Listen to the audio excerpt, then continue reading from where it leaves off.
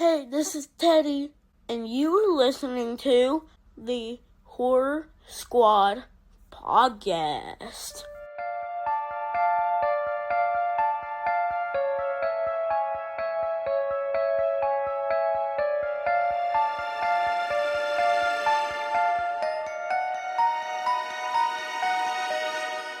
Hello, everyone, and welcome back to the Horror Squad podcast. This is episode number 339, where tonight we are not going to be talking about Texas Chainsaw Massacre: The Next Generation for the second week in a row. We are toddless this week, so we decided to pivot once again, and Steve and I went to the theaters to check out 2024's Longlegs, the highly anticipated movie of the year. Crazy marketing, directed, of course, by Osgood Perkins. And you will hear all about it in just a little bit. Don't worry, we will be reviewing Texas Chainsaw Massacre: The Next Generation. Not next week, but in a few weeks. Stay tuned. But hopefully you've watched that by now, and we promise we will get to it eventually. Steve, how you doing? How's your week? It was good. It's a regular old shit. Nothing new to report. But I did want to talk about right at the top here.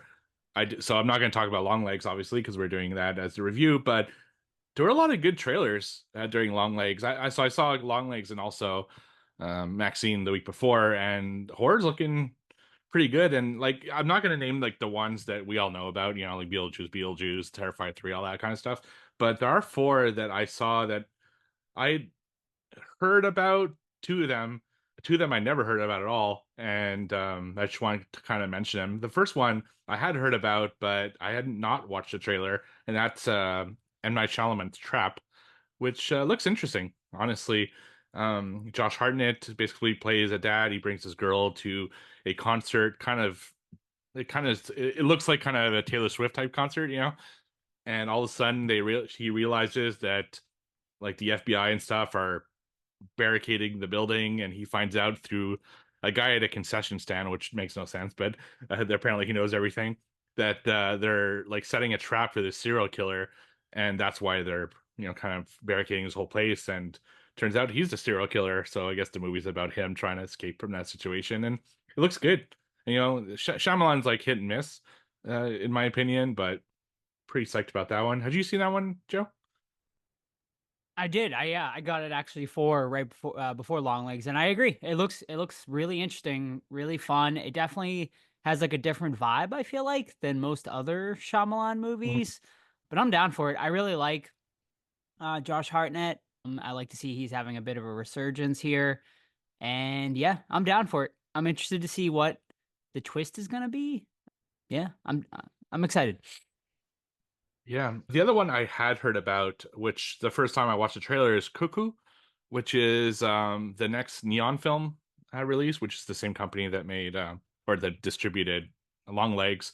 This one looks pretty good too. They're kind of low key becoming like an A24, like an indie version of A24. Now the A24 is becoming more mainstream, and I'm here for it. So, check out that trailer as well. The other one is called Never Let Go. So this one stars Halle Berry. She's a mom of two boys, and there's some kind of monster that's out in the world. We don't know what it is, thankfully, from the trailer. But all they can do is tie a rope from the house, and then they can go only so far. And of course, shit happens and the rope breaks or whatever, and then they're in imminent danger of whatever's out there. But the kids also start like wondering, is there actually something out there, or is this all a hoax or whatever? So that looks really good. And finally, one that looks good, probably going to be disappointing. It's called Afraid, or with the AI kind of showing like differently. So basically it's like a Megan, except it's a AI kind of Alexa type deal, where they put all these little like cameras in their house, and it starts taking over, and it starts like talking to the kids creepily and making him do things and shit like that.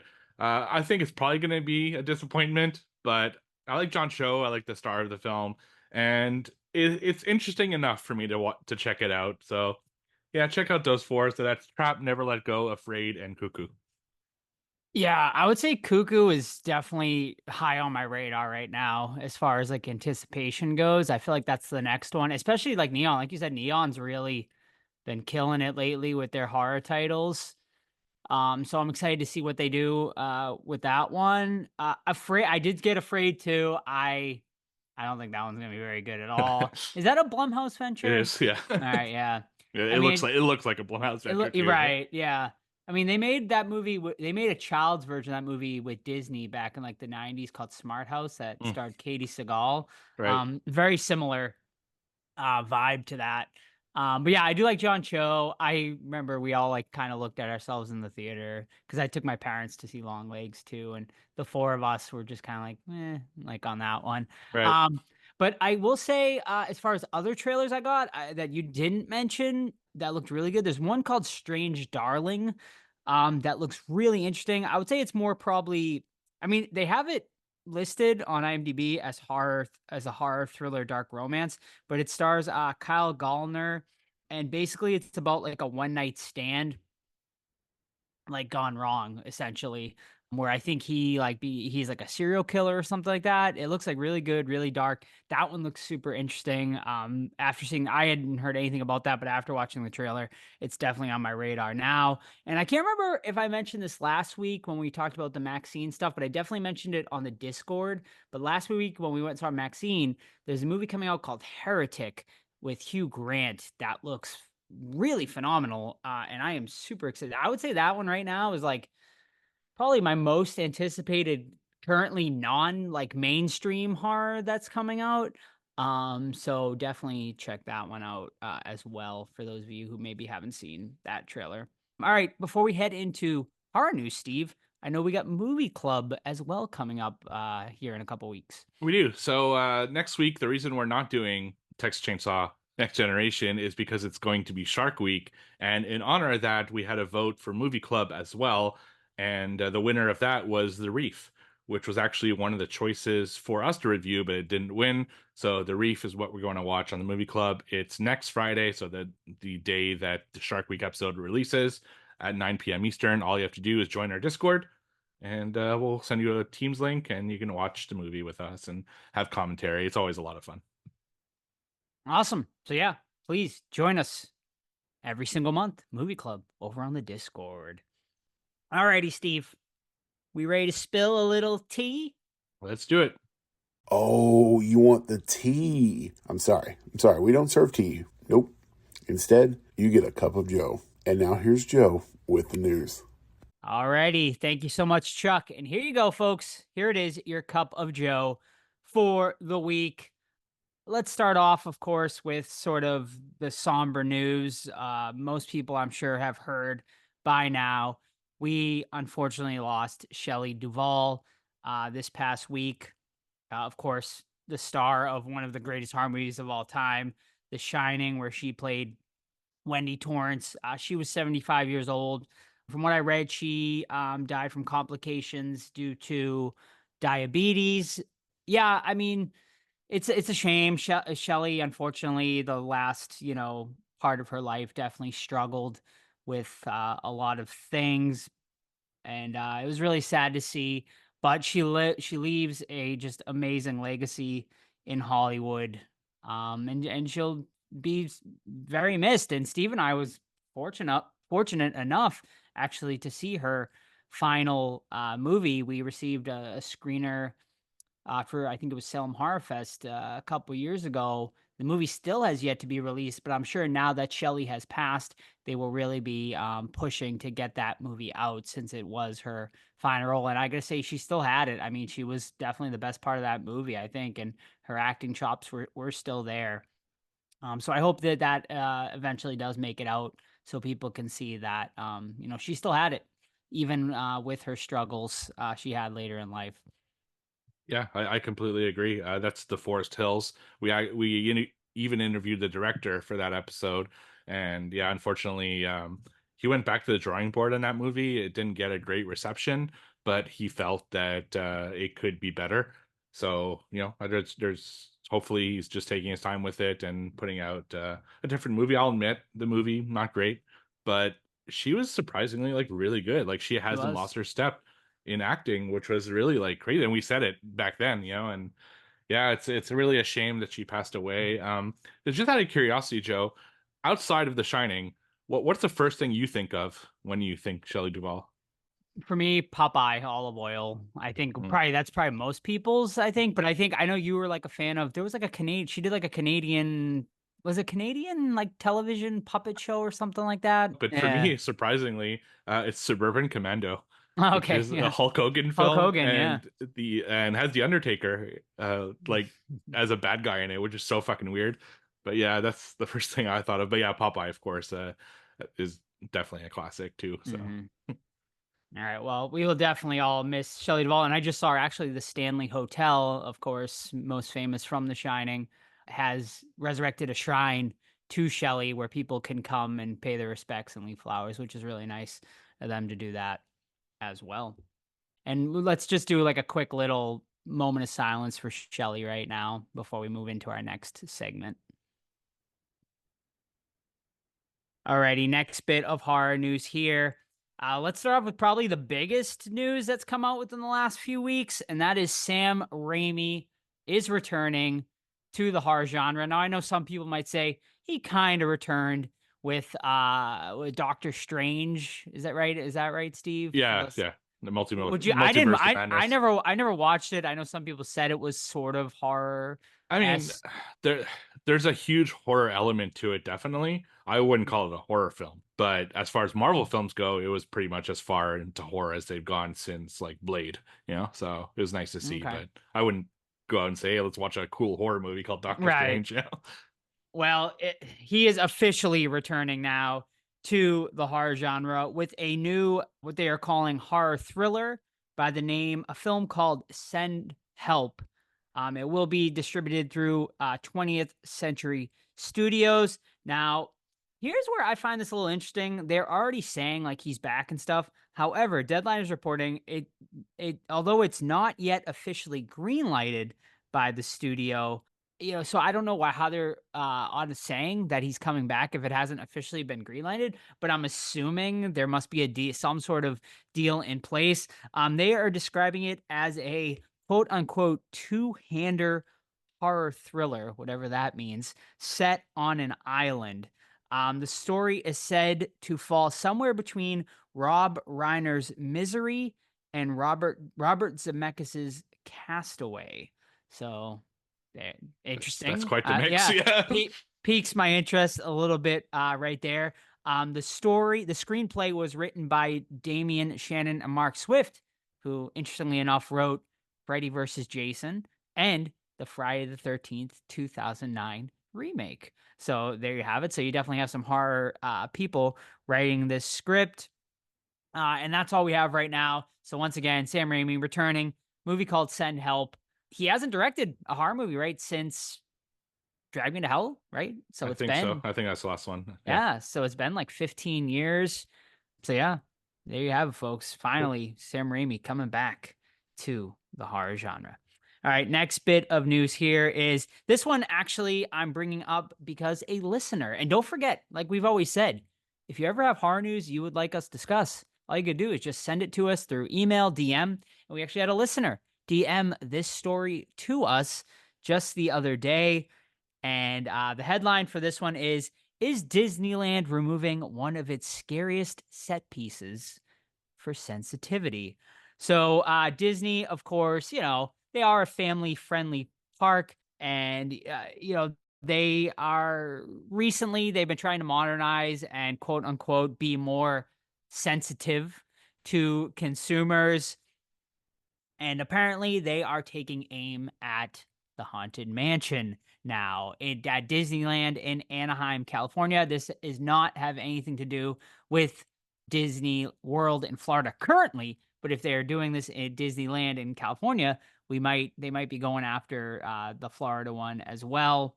So as of right now, they are saying that the Haunted Mansion, I don't think the ride, but I believe the facade might be getting the chop.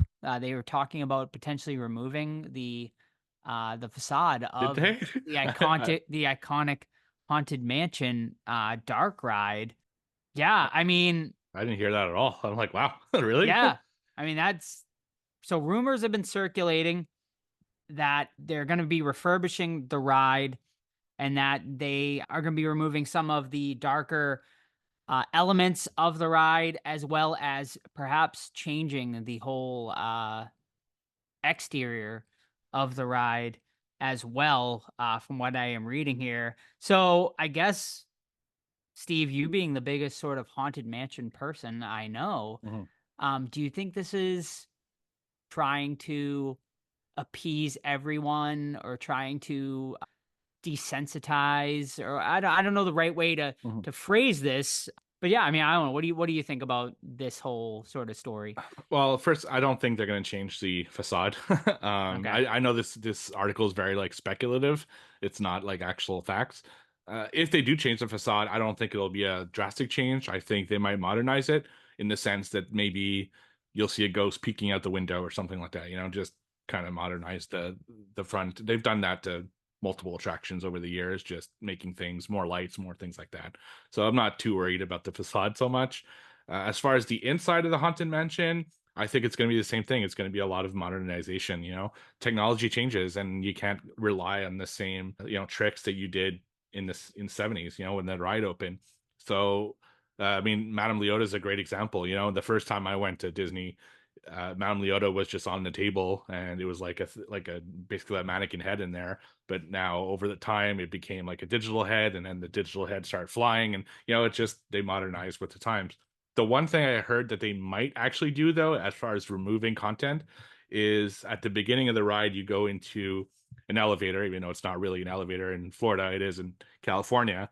And at the end of it, the ghost host says that he killed himself, and then the lights go out, and you see his hanging body at the top of the ceiling. I think they might remove that one part and just essentially change his passing, because they just feel like it's unnecessary to show someone hanging, and there are ways that won't influence anyone, I guess, or they're just trying to protect people. Times have changed, and that's just the way it is. All right. Next bit of news here is Hell House LLC is going to be getting another movie. That is right, folks. This has really become a franchise, as the fifth movie is going to be releasing next year exclusively on Shudder, October 2025. There's no like official actual release date yet, but sometime in October of next year, we will be getting Hell House LLC Lineage. This film, they're saying it will continue a deeper dive into the backstories of various characters within the franchise, while also introducing new characters and storylines. So, I mean, what do you think, Steve? I am a fan of Hell House LLC. I feel like the first one was great. 2 and 3, I was kind of like whatever, but I feel like they did a good job with this newest one.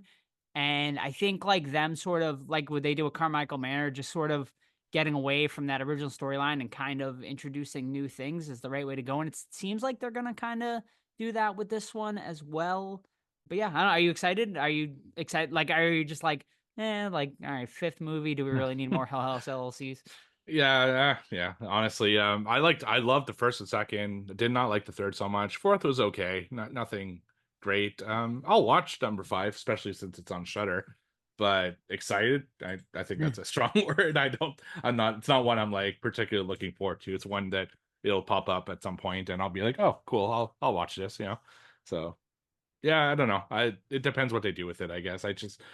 It's going back to the well a little bit too much. Like, it's the same clowns in pretty much all 4 films that make appearances and stuff. So I think they need to just reevaluate a little bit of the formula while keeping the spirit of the original franchise. Yeah. I mean, I think it's a fun franchise, and I mean, it's nothing like groundbreaking or anything like amazing or anything like that, but they're fine. They're solid. Speaking of Shudder, a new and franchises, a new VHS movie is going to be hitting Shudder this October. They are titling this one VHS Beyond, and it will be hitting Shudder on October 4th, 2024. Now, I think, the VHS franchise has kind of gone downhill recently. However, what makes this one exciting is the names involved in this new VHS Justin Long, Mike Flanagan, and Kate Siegel will all be involved in this new iteration. So there's two. I will go over the stories very quickly here. I'm just going to give you the names and who will be attached to it.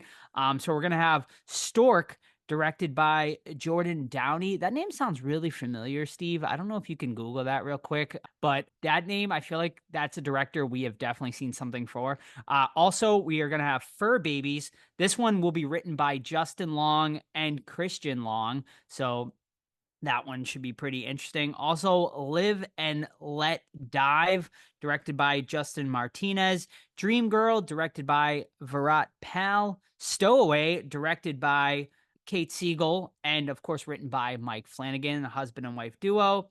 And then a special presentation, whatever that means, by Jay Cheel. So there you go, VHS Beyond hitting. Steve, anything about Jordan Downey? Do we Yeah, know his, him? his Was I last correct? movie did The Headhunter. Oh, okay, cool. Yeah. Yeah, which was a pretty good movie. So Yes. and also known for Thanksgiving. He did Nice. 1 and 3. So there you go. But Headhunter was really cool. So that's probably what you remember his name from. Yeah, for sure. Yeah, we interviewed actually the the main actor from the that actor. way back when in the Three Guys days, so that's cool. Yeah, that's an underrated gem. Definitely, maybe not gem, but an underrated movie, I would say, that more people should probably check out. It's a cool, like, sort of Viking Norse style horror tale. That if you're into that, I would definitely recommend people checking that out. But Steve, I did not see the last VHS movie. I know you saw it and hated it, so. Are you going in cautiously optimistic with the names attached to this one? So the thing with VHS is that because they're anthologies, I see every new one as an opportunity, right? Mm-hmm. It's not like a regular franchise where I would say, okay, it's kind of going downhill. I don't know if the next one will be good. Because it's like a whole new thing, it could, because I loved VHS, was it 94, the one Yeah. before the last one. So, and 85, I really didn't like. I mean, I reviewed it on the Don't Be Crazy podcast and they loved it. So, there was an audience for it. I just personally just really couldn't get into it. You should really check it out at some point. So, but I'm excited about this one. Just the names attached. Those are big fucking names. Having Mike Flanagan and Kate Siegel's actually is directing this segment. So that's cool. Yeah, I'm excited for this one. And the fact that it's on Shudder is just even better. Yeah, well, probably something we'll end up covering. Maybe not a full length cover, but I'm sure we'll talk about it on What Watch. We're gonna have a really busy October, folks. So we'll see. Maybe we can try to squeeze it in. Speaking of a busy October, we can already sort of announce this because Steve has picked it for his October release, and I had it on my news anyway. And that is the Platform 2 is going to be releasing on Netflix this October as well. Interestingly enough, the very same day as VHS Beyond, October 4th, 2024. So for you horror fans, there you go. Two pretty big releases right there. The three of us, loved the first Platform movie. I think it was all in like our top 3 of that year. It was your number one, right? My number one that year. It was your number one. I think it was definitely in Todd and I's top 3 that year. So highly anticipated. I have not watched the trailer for this yet, Steve. Did you watch the trailer for this? Yeah. How does it look? Look great.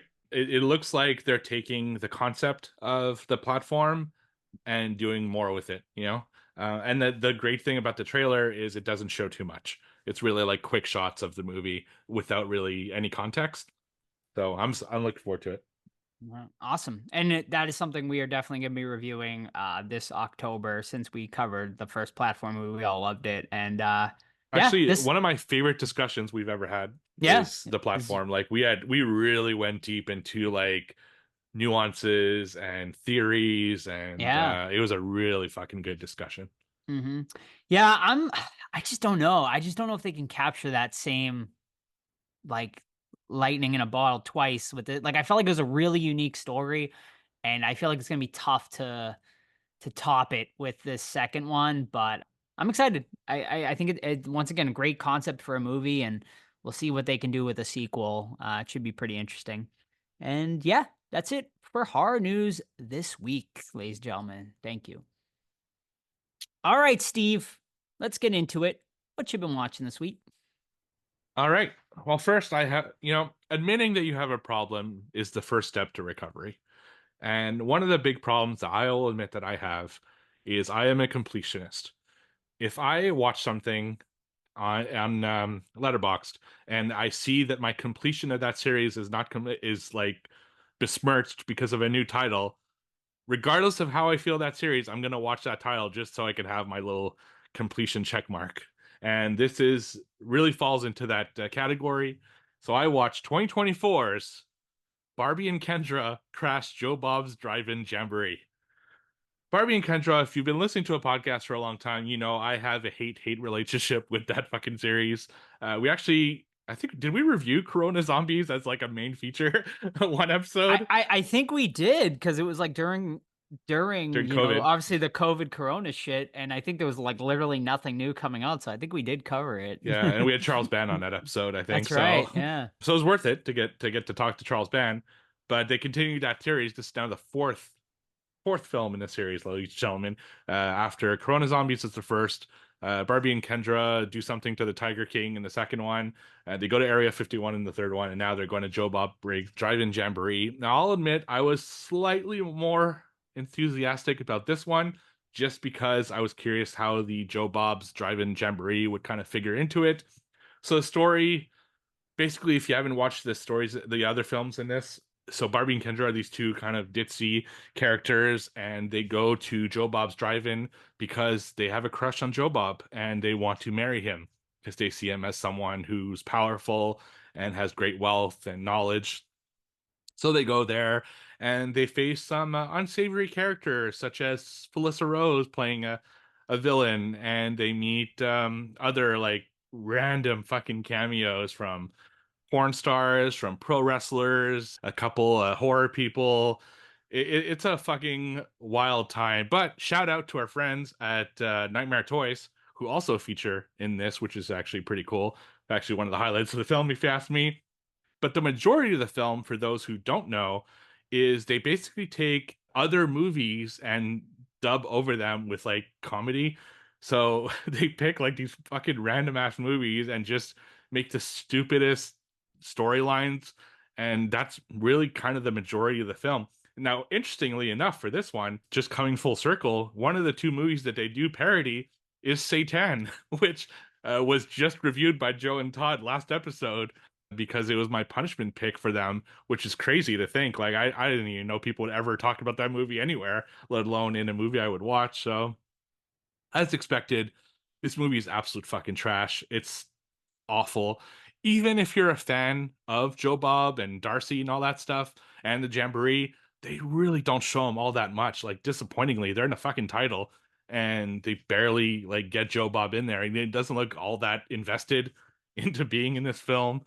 It's just it's sad. Like, God, I hope they stop making these fucking movies so I don't have to watch another one of these. I really wish Charles Band would focus his energy on other franchises. Maybe he just wants to hire his wife who plays Kendra in the movie, but I don't know. I would not recommend this whatsoever. I did give it 1 star, so over the half star I usually give these, because some of the cameos made me laugh and they were pretty cool, and for the Nightmare Toys integration.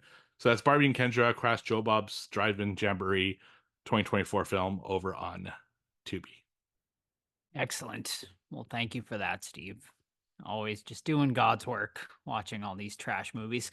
All right, I only got one tonight, and it's a 2024 release, a movie called The Exorcism, starring Russell Crowe. This is a movie I found to be very interesting because like it kind of like came and went. Like I feel like it was in theaters for like a week and then it just like completely disappeared. Also the fact that Russell Crowe like starred in two exorcism movies like two like 1 year apart essentially. Cuz he did what's that one? I always just call it The Priest Pope's on a Exorcist. Vespa. Yeah, Priest on a Vespa. Pope's Exorcist, which we actually all liked quite a bit. So I did a little research on this one, The Exorcism. Interestingly enough, this movie was filmed like 3 or 4 years ago during the pandemic, and it had to get shut down due to the pandemic, and it kind of was abandoned for a couple years, and then they decided, I'm assuming due to the success of the Pope's Exorcist, they were like, well, you know, hey, let's like release this one. So I had like really no idea what to expect going into this, just based on like the Letterboxd reviews and stuff like that. I mean, it was sitting at like a 1.8 over on Letterboxd. I was like, oh man, how bad can this really be? So this one honestly is a lot different than I expected. So this movie, actually, Russell Crowe plays an actor in this one who he essentially was like a really popular actor. He ends up going through a rough patch where his wife passes away, which turns him into essentially an alcoholic and stuff like that. So he had to step away from acting for a little while and whatnot. And then the main actor of this exorcism movie that they're filming ends up dying under mysterious circumstances. And he is asked to try out for this role to play the priest. The movie, interestingly enough, they call the Georgetown Project. Essentially, it is a complete remake of The Exorcist. And yeah, so he gets the job. And from there, he starts, making this movie. And, and from there, it turns into your basic sort of exorcism type movie where the set is sort of think like sort of Poltergeist, where the set may be there's some evil lurking on the set, and I'll leave it at that. Actually, I found the first half of this movie to be actually pretty good, like solid anyway. Like I was interested in where the story was gonna be going. Think sort of like Maxine last week where we reviewed that. Like there's a lot of scenes of them being on movie sets and stuff like that, which I found to be pretty cool. Russell Crowe dealing with his addiction problems and stuff like that. I found, and him trying to come back into acting and finding his sort of voice again and stuff like that. I found all that really, really good and interesting. Unfortunately, like the movie really lost me in the second half. I just feel like it progressively got worse as it went along, especially once we start getting into sort of the exorcism scary parts of the movie. The movie really focused a lot on his addiction and stuff like that, almost to a fault. I felt like it's like they really didn't want to make a horror movie, like they focused so much on that, and then they kind of just shoehorn in the exorcism scenes at the end that it just wasn't scary or there wasn't anything memorable. I also really disliked the daughter character he has in this movie. I just felt like she wasn't like a great actress. Not to knock her too much, but I just felt like I don't know, there just like was no connection there with her. And some of the dialogue they give her was just downright terrible. Honestly, some of the dialogue they give in this movie in general was downright just terrible at parts, unfortunately. Was it as bad as I expected it to be? No. However, it's gonna be something like I watched it a week ago and I already like forget some of the stuff like in the movie. It's just like a very forgettable movie at the end of the day. I gave it a 2 out of 5 because like I said, it's watchable, like for sure. Like I thought it was going to be just like completely terrible. It's got a decent budget. I mean, I think Russell Crowe is good in it. Like he's fine. It's definitely no. If you're gonna watch a Russell Crowe exorcism movie, go watch The Pope's Exorcist. I can't say I would recommend this to anyone. Maybe you, Steve, since you like exorcism. You like sort of exorcism movies. I think you'll probably feel the same way I did. I feel like you might like it slightly better than me, just because you're sort of into this sort of subgenre of horror more than I am. But for most people, especially like the casual horror fans and the more seasoned horror fans, I just don't think you're gonna find anything that sticks out at the end of the day. So yeah, I would say just skip it. And I don't think you're not gonna miss much. So yeah, that's The Exorcism from 2024. Yeah, I'll watch it when it's on streaming. Yeah. I don't know if I'll VOD it, but Yeah, no, definitely not. all right. So my last one this week is another 2024 film, which I watched over on Shudder, and it is Nicolas Cage's Arcadian. So Joe talked about this one a few weeks ago. I decided to check it out since we were doing Longlegs, which also stars Nicolas Cage. This story is about a dad who he smuggles out his twin boys out of like post-apocalypse kind of world-ending situation, and the story takes place 15 years later where he's raising those boys, and basically they live on a farm and they can't go out at night. If you're out at night, there's reason to think that you'll be killed.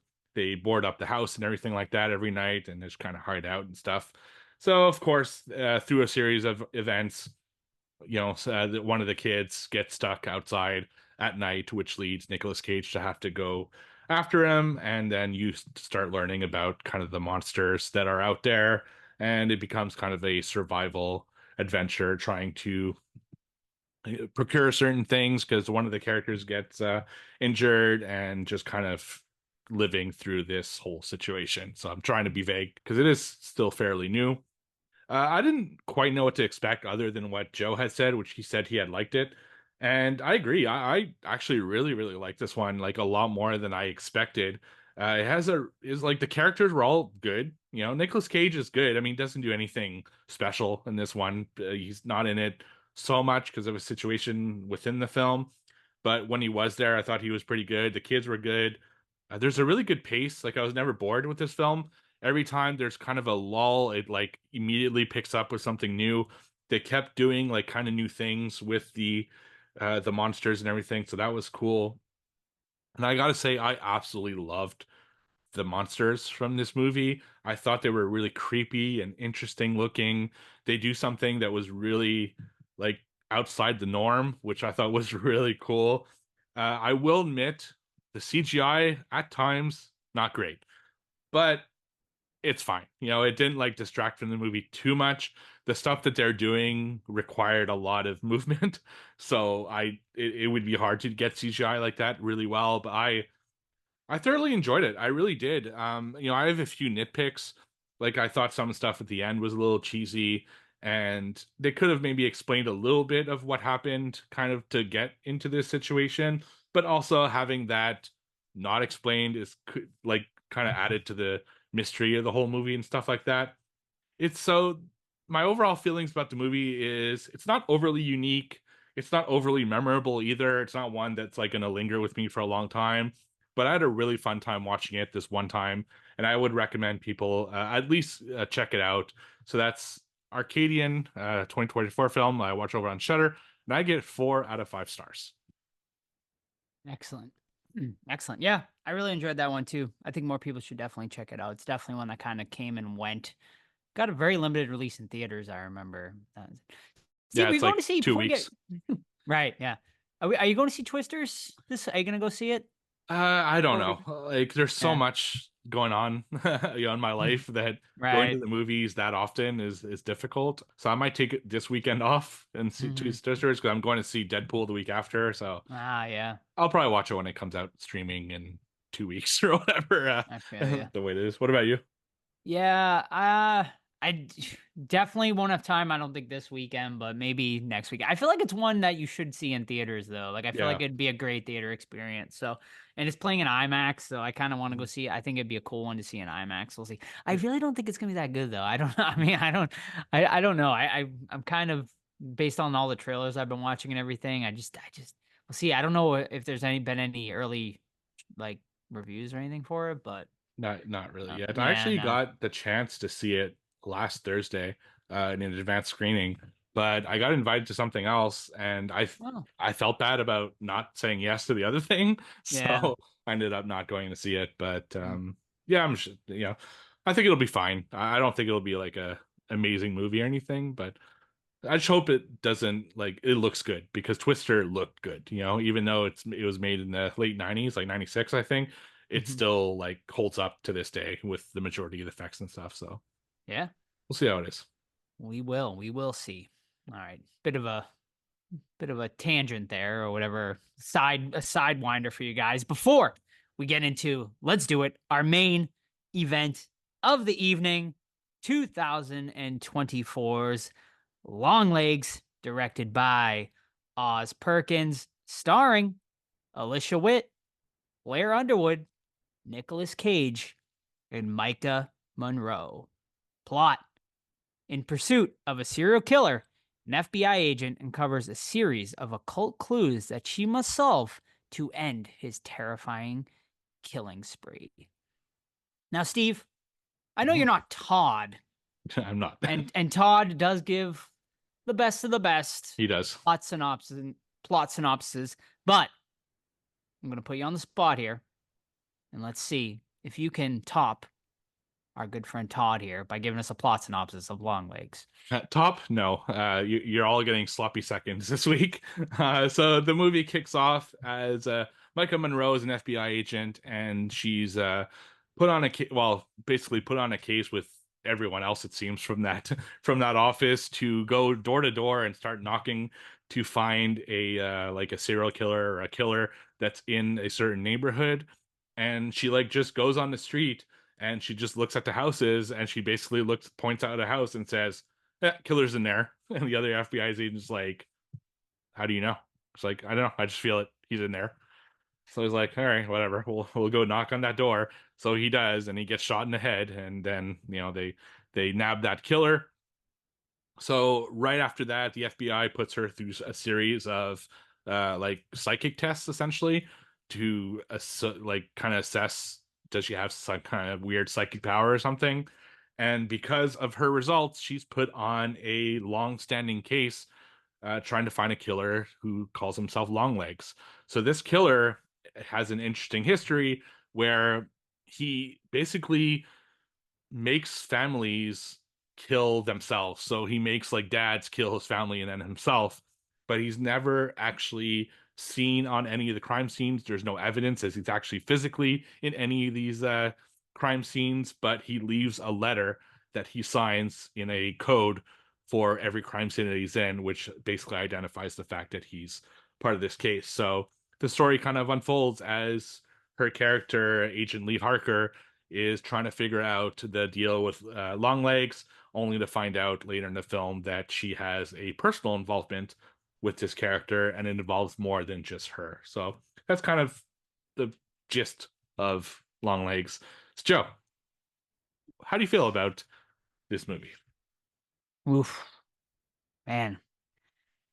I, you know, I, this was definitely one of my most highly anticipated movies of the year because of the marketing, man. Like, how can you not talk about the marketing when you talk about this movie? It was just just amazing, beautiful marketing. Marketing they just don't do like this these days. They kept it extremely mysterious. They like never showed Nicolas Cage in his role really in any of the sort of promotional materials and stuff like that. So, yeah, man, I was really really excited to see this one.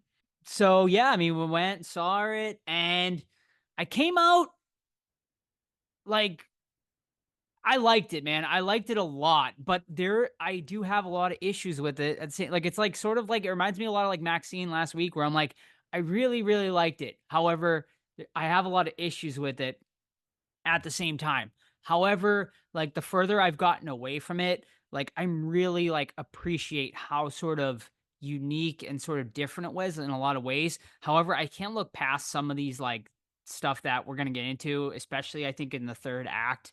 I think the first two acts of this movie are phenomenal.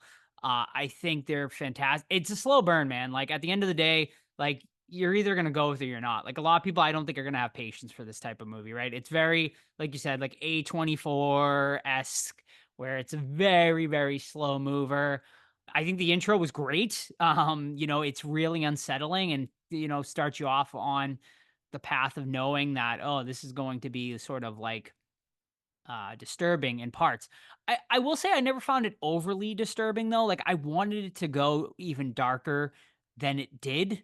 I feel like we got glimpses of it here and there, but we never got like the full fledged disturbingness that I think we should have gotten.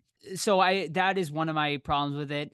Nicolas Cage, I think, is really good. However, some parts I feel like it was overacted a little too much, where it came off more comedic than it did creepy. But I think overall, like when he is on, every time he's on screen, I was entranced. Like I thought, which is a good thing. Like he was definitely creepy in most of his moments, and he was good. And he's not in it a lot, but I think that's okay, right? Like to me, that's okay. Like he didn't need to be in a lot.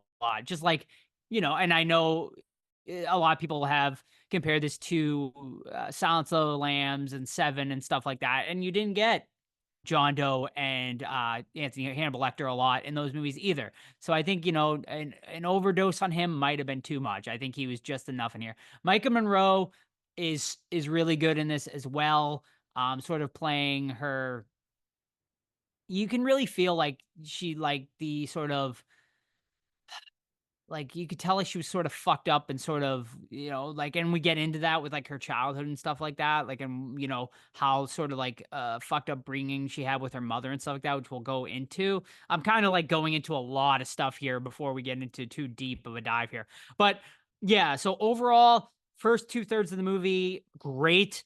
The 3rd act is where I have my biggest issues, but overall, I enjoyed the ride. Yeah, honestly, I don't even have to say anything because I agree with all of it. Like, it's basically exactly verbatim what I was going to say about this movie. So I feel we're on the same wavelength here.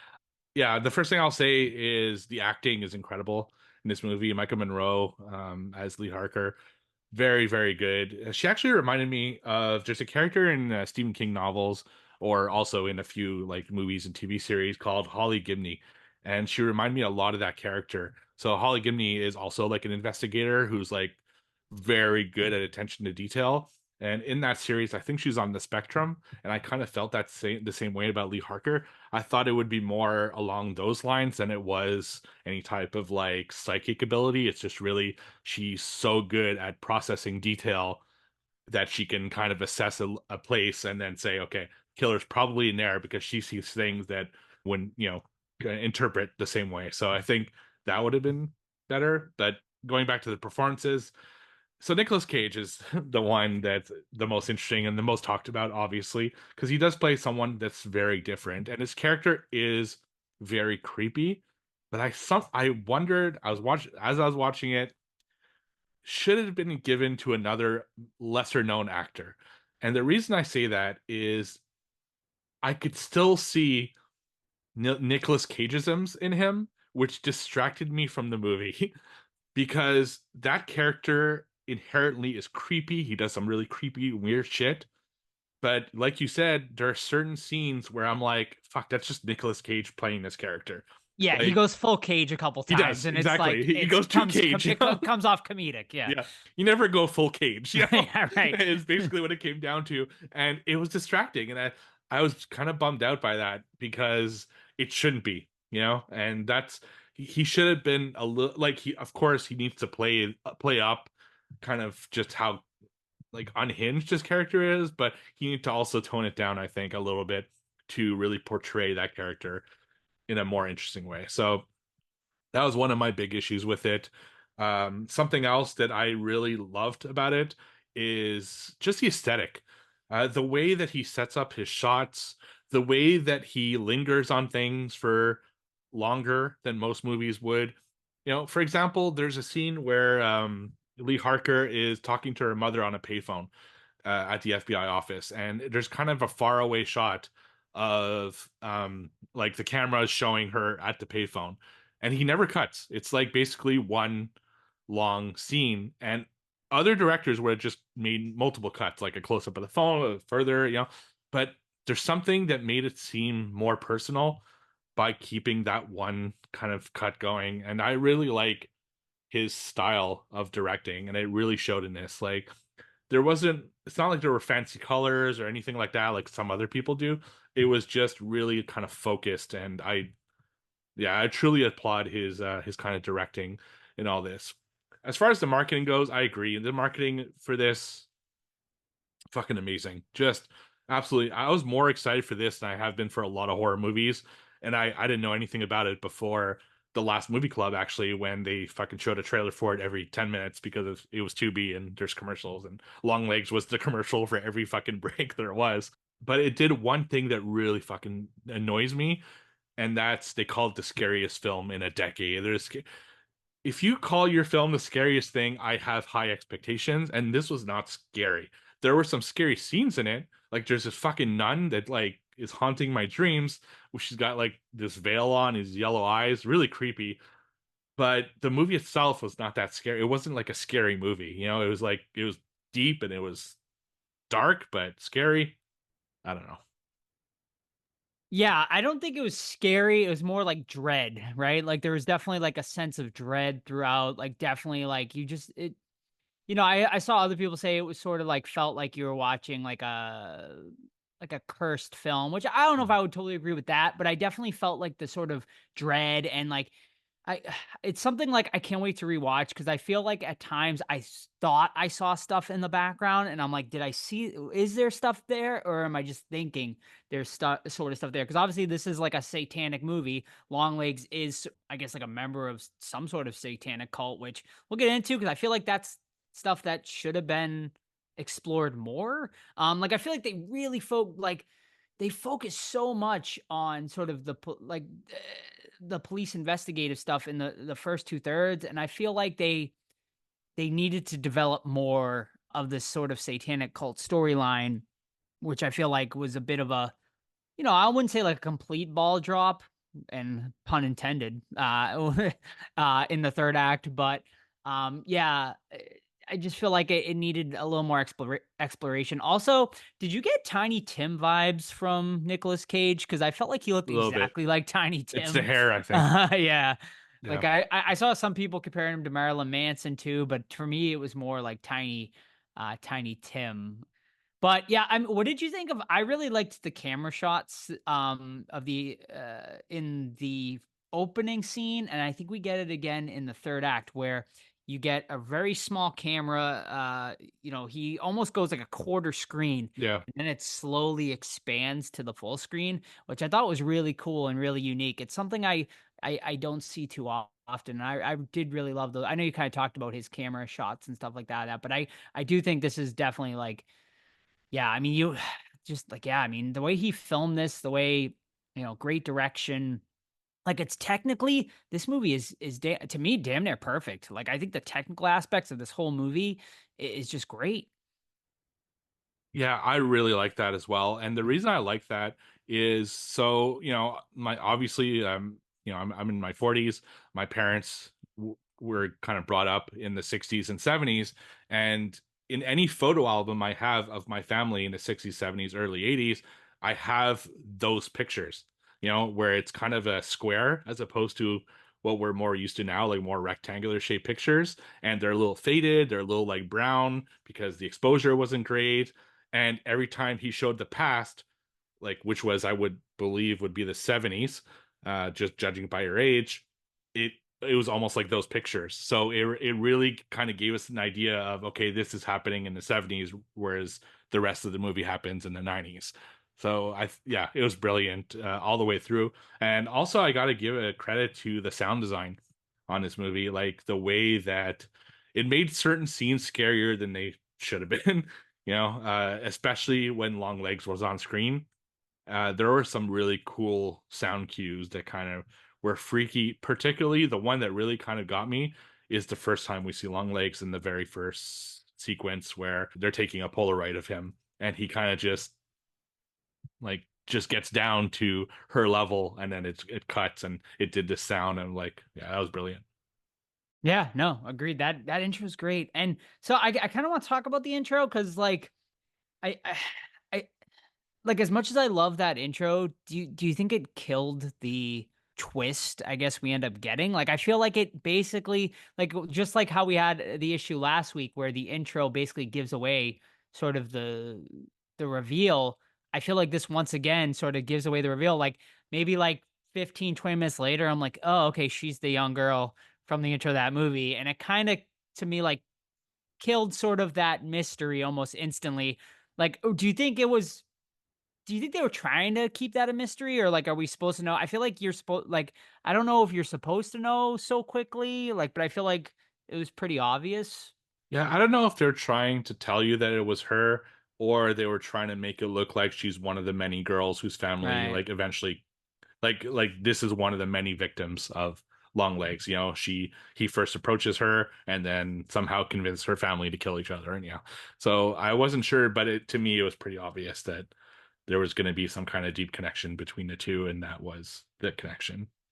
Yeah, and I mean maybe they weren't trying to keep it a mystery because like she gets the birthday card like really early on and stuff like that, and like the connection with the ages and the dates and all that with her and stuff. So I mean, I don't know. I feel like it would have been better had they kept it a little more mysterious and not so obvious. But yeah, I mean, should we just get into the third act, Steve? Yeah, Like, I should think we? it's important. Even Yeah, if we might go back to explain things in the third act, but just right. overall, I do agree with you. The first two acts were like first two acts, I'd be at like at a 4.5. You Yeah, know, yeah, agreed. third act, well, we'll see. Yeah, so obviously the first two acts are, I mean, I would call them, I wouldn't even know if I'd call them a horror movie, more of like a, a dark thriller, more than anything. Very, Silence of the Lambs type stuff going on here. And then the third act, that's sort of when I guess I would say the horror really ramps up in this one, and very like genre-esque type stuff starts happening. Nick Cage is caught. We have just an absolute fantastic. Well, I guess that's in the second act, but he gets caught. We get the interrogation scene, which I think is one of the best scenes in the movie on Yep. the second act there. It's great. And we find out, he's in this satanic cult and stuff like that. And then we get into the third act, which starts off with a expo dump. We get this massive expo dump, which we always sort of bash on expo dumps, but I actually didn't hate this expo dump because Yeah. we needed explanation of what the hell's going on here. And I think it's told in a very good way, where they do a once upon a time. It's almost like a fairy tale story. They do it, where we come to find out that essentially the mother, Harker's mother, who, we see throughout the first two acts, she seems like a very disturbed woman.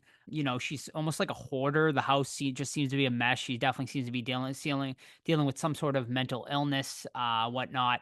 Well, what we come to find out in this third act is that Harker's mother essentially made a deal with Nicolas Cage's character. Essentially, she made a deal with the devil, right? Nicolas Cage is the guy we see obviously in the intro. He shows up to the house. His plan is to kill, this family, the same type of way, kill the daughter. And the mother makes a deal. If you don't kill my daughter, I will help you in your quest, essentially, to kill these other families and whatnot. I will help you. And then stuff gets really weird. We find out that he's like a doll creator, which we do in one of the first two acts there. They do find a doll in the basement or the attic somewhere. It's never really fully explored until this third act, though. We find out what he has been doing. He's been making these dolls. He puts these balls in the doll, in sort of the brains of these dolls. They're made to look like the children. And essentially, he has Harker's mother deliver these dolls. Because the whole movie, it's sort of, he has an accomplice. Who has an accomplice? Who's this accomplice? And we find out it is Harker's mother. She is the one that is able to kind of weasel her way in to this family. I believe she kind of says she works for a church, and that the child has won this doll. And what we come to find out is these dolls, whatever is in these metal balls that he is putting into the children, the dolls, is basically turning the fathers or like whoever the family members into sort of, it basically is the devil. It's introducing the devil into this house that in turn there's like a sort of like supernatural entity, which I assume is the devil, enters into the father and causes the killing. So Nicolas Cage's character really doesn't ever kill anyone per se. It's sort of a satanic magic sort of thing going on here. And yeah, from there we get let's just stop there, I guess, Steve, for now. And this like threw me for a loop, man. I was not expecting the sort of supernatural element put into play here. And it left me a bit confused. It's like, okay, what is in these balls? All they say is he puts a piece of him in these balls. So is he doing like dark magic? Is that what we are to believe? He's doing some sort of satanic ritual on these balls that is in turn, eventually Satan is able to sort of escape and possess, I guess. Like, I don't, it's a bit confusing to me. Yeah, it's also the issue I had with the movie. I don't think we needed the supernatural elements. I was kind of Yeah. hoping it would stay more to the real world, and the visions, like the creepier visions, were more in like Harker's mind or Mm-hmm. or Longlegs' mind, or both, a combination of both. Whereas when it started introducing the whole devil thing, and you even see like the outline of the devil at some point, Right. like as a shadow. And yeah, it's just like this like metal ball that's controlling people and somehow making the dads kill their family and then themselves. But it just like it felt so lazy to me. It just didn't. Yeah. It wasn't developed properly at all. It felt really random. It kind of lessened Longlegs as a villain, like, or as the central theme. This, like, he's just making the dolls essentially. It just, I don't know. It just felt like he should have been the ultimate kind of bad guy in this whole Hmm. story, and it kind of lessened all that. And then the whole mom thing, I wasn't really into that at all. It just felt weird and out of place, and I don't know. It just didn't really lead to anywhere interesting. The whole last act, and yeah, it's such a weird fucking thing. Like, but like him making the dolls was creepy enough, Yeah. but the dolls were just a vessel for this stupid ball. Yeah. It could have been more interesting than that, I thought. Yeah, I'm very torn on it, man. Like I agree. Like I wish they didn't go the supernatural route. However, I did find like those sort of satanic imagery with, like you said, like sort of the veil we see and like the yellow glowing eyes. Like that's all really creepy imagery. But yeah, I mean, I kind of agree with you that like the supernatural route, if you're gonna go that, you need to kind of throw it in earlier, like rather than wait until the very final act to sort of reveal this.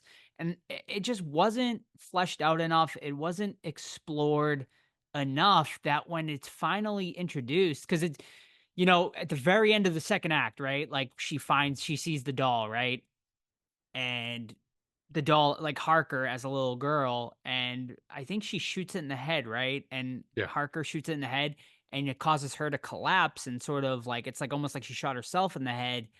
And it's like, okay, but like then they don't explode. Like all they just say is they show him making the dolls and putting these balls in. Like what's in the balls? Like what? Like it's just like we assume it's like he's he hails Satan. He's in this sort of satanic cult, but we don't see anyone else in this cult. So like, is there more people out there? I understand why the mother would do it. She wanted to save her daughter, so she, most parents would do anything to save their daughter. So she in turn becomes, the accomplice to Longlegs. But I agree, like I don't think it was needed. I think she could have, but I mean, I guess you needed to explain why the families are killing, why the fathers are killing. But I don't know. It was just kind of like wasn't fleshed out enough for me. And then what really fucking confused me in this third act was when Harker goes to the house of her boss who has a daughter, who we meet throughout the movie, sort of. Harker, I guess, has somewhat of a connection with her. She invites her to her birthday, stuff like that, blah, blah, blah. She goes over there. And here's where the movie lost me a bit, or just confused me, because she goes to the house. The mother's like, the wife's already dead. Like, she's in the kitchen, or whatever, and stuff like that. But the wife is still there, right? And then, like, the husband's like, we're going to go into the kitchen and one of us is going to come out or whatever.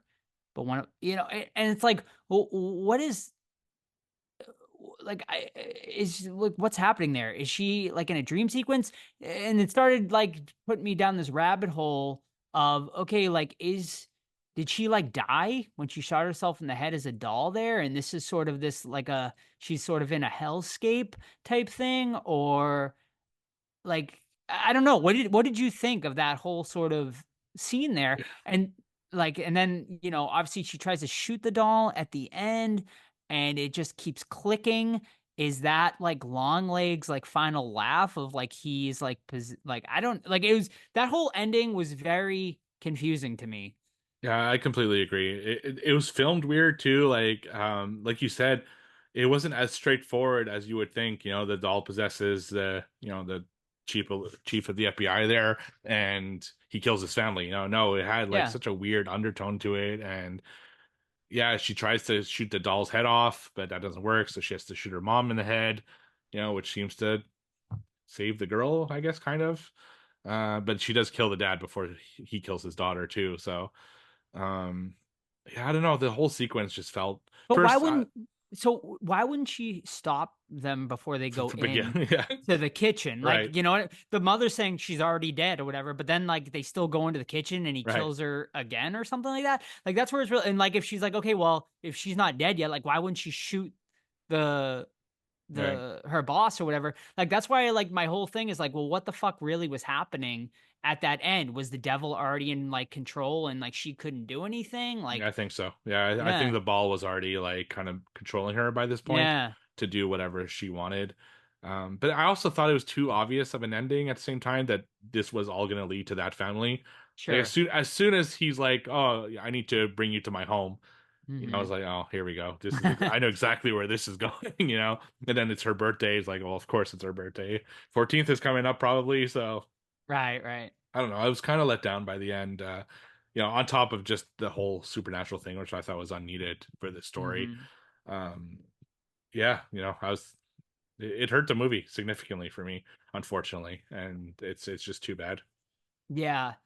I would say it definitely I just wanted more. I it definitely was disappointing cuz like coming out like before I went into this I was like I was really hoping this was going to be like my number one horror movie of the year type thing. And it was honestly it was heading that way. Like you said, like the first two-thirds of this movie and then yeah, man, like I don't know. It like a lot of that third act just felt like shoehorned in. I feel like I don't know. Like, I feel like they didn't I don't know, even if you are gonna go the supernatural route, I think it needed to be further explored, and honestly, I would've been okay, like, if you added we don't say this very often, I would've been okay if you added an extra 20 minutes to a half hour of this movie to explore some of those avenues quicker, but it's like, they just like, I don't know, like, I just feel like he didn't know how to end the movie, and he just kind of, like, threw something together at the end, and that's just kinda how it felt, and it felt really shoehorned in there, and I just felt like there wasn't enough explained at the end of the day. I think we needed more explanation of this satanic cult or like what the hell Nicolas Cage was doing or even like him like reading some sort of satanic spells or something. So like we know he's putting like sort of which I think you can sort of I guess Yeah, figure out on they your showed own a in little some bit. ways. He's like in Yeah. bed reading the Bible and stuff, but Right. like, yeah, it's very Yeah. subtle. Yeah. But yeah, I mean, so what do you think? Do you think that was like a fever dream type thing at the end, or is it just like the balls, like you said, sort of took it over, and she's kind of just I don't know because watching? so I try not to read into other people's theories before I do the Yeah, episodes because I I haven't want to read have. any. I was interested to hear, Yeah, like, yeah. one caught my eye and I happened to read it. I didn't Mm-hmm. talk about it, but what that person believed is this whole movie is basically about sexual abuse, and she Hmm. and her mom let in this predator into her house because Interesting. Longlegs does live in the mom's house in the basement. You come Right. to find out, and the whole movie is like Lee Harker's kind of mind trying to process her Okay. like disturbing past, and that's why he's not actually like a monster like physically, but she Sure. sees him as a monster physically because he kind of abused her whole life. Yeah, And that's interesting. yeah, Yeah. so and I heard that basically the whole thing is basically just a Metaphor metaphor for for sexual abuse. sexual abuse, child abuse. Yeah, Yeah, I didn't think of that. It makes complete and total sense though, you know what I mean? And it's yeah, it's an interesting thought to explore. Yeah, all right, interesting. yeah, but other than that though, it's tough. It's one I'll rewatch this one because Hmm. it's one of those things that now that I've seen it, I could look for more specific like things, knowing how what and eventually pans out. And I'm wondering if on Yeah. repeat viewings we'll see something new. I'm not sure, maybe not. But some movies that's the way they are, right? They're built to almost watch twice, and Yep. I'm curious to see what happens with this one. Right. Anything else? Or should we get into rating her? No, it's just yeah, like you, I really felt in the first, two acts that wow, this is really going to be maybe my number one of the year. I mean, there's still a lot of year left and we haven't hit like the peak of the season yet, but Yeah. yeah, it was a strong contender, but after that third act I was just like, damn, it's too bad. Yeah. All right, I'll start us off with rating it. You know, I it was tough, man. Like I really thought about this a lot because I was like I was teetering, but at the end of the day, like I keep going back to I couldn't stop thinking about it, which I think says a lot and is complimentary. The first two thirds of the movie I think are fantastic. And I started thinking, I'm like, when I'm like looking at my top 10 at the end of this year, I'm like, I kept like looking and I'm like, was Longlegs better than this movie? Was Longlegs better than this movie? And I kept saying to myself, yeah, I think it was. So like leaving the theater, I was at like a 3.5. And then the more I thought about it, I'm like, man, technically the movie is so good. The first two thirds of that movie is so good. And even though the ending disappointed a bit, I think on repeating viewings, I will probably like it more now that I know what to expect out of it. So I'm gonna give it a 4 out of 5, even despite my sort of disappointment with that third act, because I just think it's still like a really good movie at the end of the day, and I think it's one that a lot of people should check out. I definitely don't think it's gonna be a movie for everyone. It is a very slow burn, and yeah, but I'm comfortable. I was teetering between a 3.5 and a 4, but I think I'm gonna give it a 4 just based on technical merits and great acting and the first two thirds just being so damn good.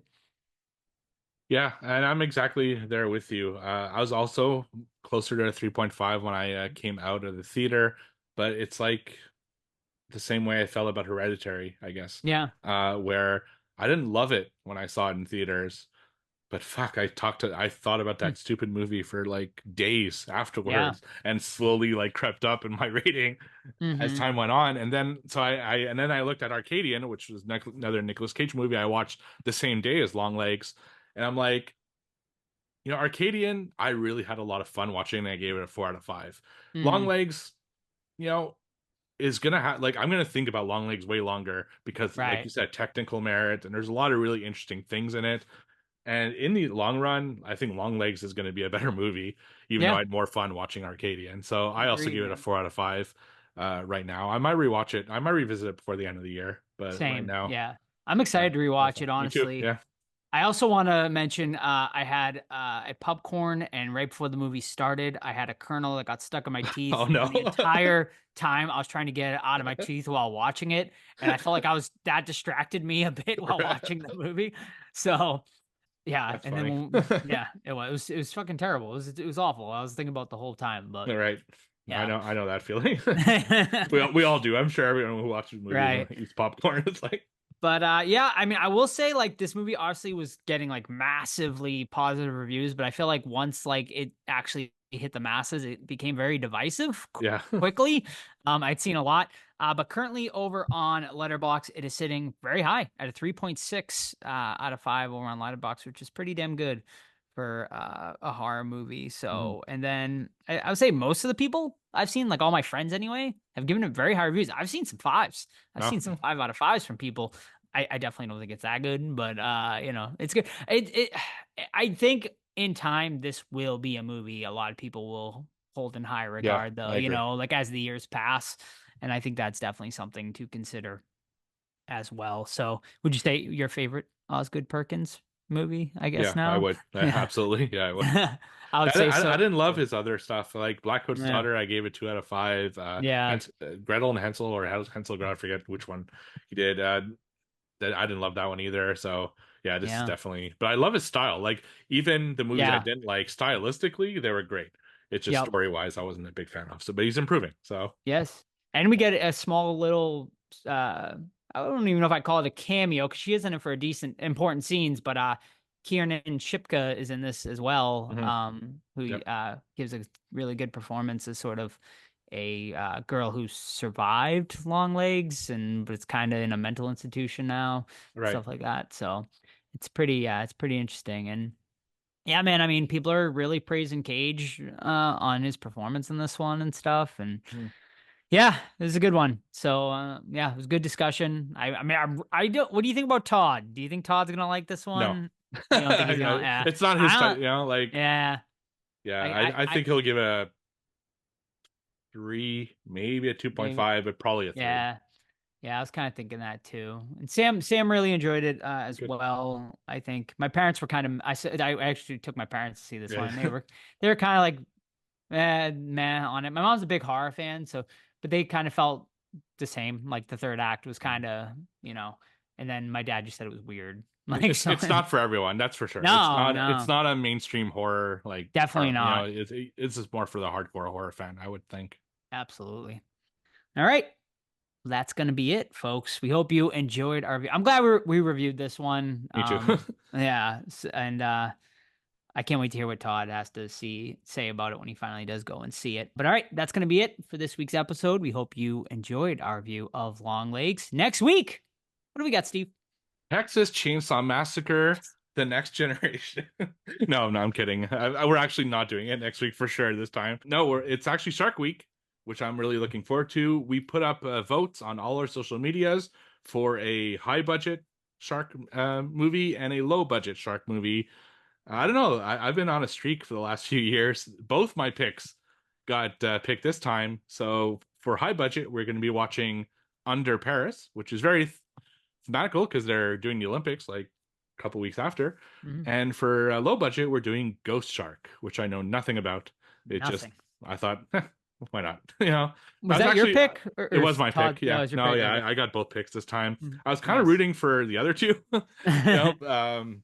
Like whatever. It is what it is. I'll watch them on my own time. So yeah, Under Paris and Ghost Shark are the ones that we're going to review next week. Excellent. So go check those out. Under Paris on Netflix and Ghost Shark on Tubi, I assume. Yep. It's got to be over there, right? Yeah. All right. So go and check those two shark movies out for next week's episode. In the meantime, you keep up with the podcast, Facebook, Twitter, Instagram, Threads. Just search the Horror Squad Podcast. You can also email us anytime, the Horror Squad Podcast @gmail.com. But you already know it. The best way to keep up with the podcast is our Discord. I know a few new members have joined recently, but I've seen you quiet over there. Don't be shy, folks. Great community over there. Talk away, talk anything, everything horror. There's a million channels to go through. Not literally, maybe like 15 or 20 channels that you can go through. And we're discussing a little bit of everything over there. Movie club coming up. Do not forget about that. Every single month, Steve hosts that. And no, what else do I got? We got merch. We got merch. We got also an event in Salem. We got important dates. I always, it's the same thing every week. You guys hear it. Important dates: October 11th through the 13th, Salem, Massachusetts. Do not forget, it's just a bunch of Halloween weekend with the cast of Hocus Pocus. Tickets are selling out quickly for a lot of the events, but there are still tickets available for the party on Friday and the screening on Sunday. Also, there's a meet and greet on Saturday. All details at itsjustabunchofhalloween.com. We will start pushing that a lot more within the next month or two, so definitely come and join us for that. It's going to be a hell of a great time. Also, leave us a 5-star review on your favorite podcast app. If you haven't already, that would help us greatly. And if you'd like to support the podcast another way, you can buy merch, tpublic.com, the Horror Squad Podcast. All this is linked over on our Instagram, or send us a DM or an email. We can give you any and all details to all that great stuff. And that's it, folks. We'll see you next week for Shark Week. See ya. Bye.